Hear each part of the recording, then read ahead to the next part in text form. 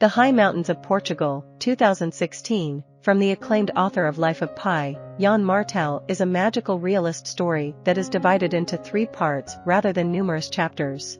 Through these sections, Martel explores the concept of grief through characters that experience it physically as well as emotionally.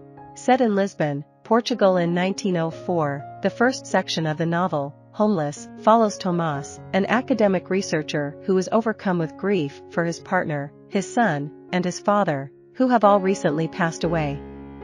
Experiencing life through Tomas's eyes, the reader comes to understand the ways in which Tomas deals with his grief. First, by walking backward, Tomas revolts against what has happened to him, refusing to accept it. Second, he attempts to reconcile his grief by seeking out a religious artifact that requires him to travel to the high mountains of Portugal. The artifact he seeks was created by his father, a missionary who spent most of his life stationed on an isolated island, helping the people who lived there. Tomas undertakes this personal pilgrimage to recover his father's artifact, wanting to retain something of meaning from his father.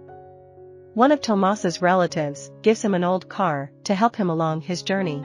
At first, very emotional and overwhelmed by what he is about to do, Tomas is concerned about his driving skills and ability to maintain the vehicle. As time goes on, he becomes more comfortable in the driver's seat. He eventually arrives in the high mountains, finding the artifact, a large crucifix, in the small town of Tuizelo. When Tomas first lays eyes on the artifact, he is shocked. He sees that his father has modeled Christ after a chimpanzee. The second section of the novel, Homeward, is set in Portugal, in 1938. Eusebio Lozora, a pathologist, is working late, as is his habit. He receives a visit from his wife, who brings him the latest Agatha Christie novel, which he loves. He also receives a visit from another woman, Maria Passos Castro. Maria Castro has traveled all the way from the mountain town of Tuizelo to visit Eusebio. The purpose of her trip is to get him to perform an autopsy on her husband, Rafael, while she is present. Eusebio feels very unsure about it, but Maria opens up about the hardships her family has gone through, including the death of their very young son. After hearing about the woman's loss, Eusebio, moved, agrees to perform the autopsy on Rafael.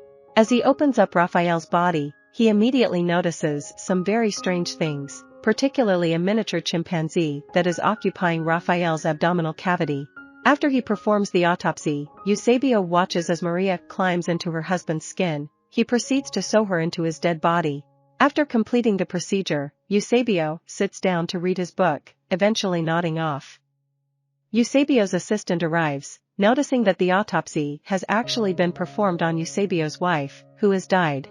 Eusebio wakes up and begins to weep. His assistant stays by his side and comforts him. The third part of the narrative is called Home. This section begins in Canada in 1981. Peter, a politician, is grieving the death of his recently deceased wife. To his surprise, he discovers that he has made a strange connection with a chimpanzee at a research facility. He finds their interactions oddly comforting. The chimpanzee is named Odo, and Peter can't get it out of his mind. He decides to rescue Odo, leaving his old life behind to move to the small mountain town of Tuizelo, where Peter is originally from. The journey to Tuizelo and the building of a new life together bring Odo and Peter's relationship to a new level. Feeling a kinship with the animal, he finds their connection brings him a sense of peace and happiness that he has not experienced in a long time. During a visit from his son, Peter comes to understand that his grandfather Rafael and his grandmother Maria emigrated from Tuizelo many years ago, and that the house that he and Odo occupy actually once belonged to his grandparents. Rafael and Maria's son, who passed away under very mysterious circumstances, has come to be revered in the small town. After taking in all of this information, Peter and Odo take a walk onto the plains of the high mountains where they spot a rare rhinoceros that was thought to be extinct. Overwhelmed by the onslaught of information, the strenuous climb, and the sighting of the rhinoceros, Peter drops dead from a heart attack, Odo cradling him in his arms in his final moments. I hope you enjoyed this video. Leave a like if you did and be sure to subscribe. Thank you.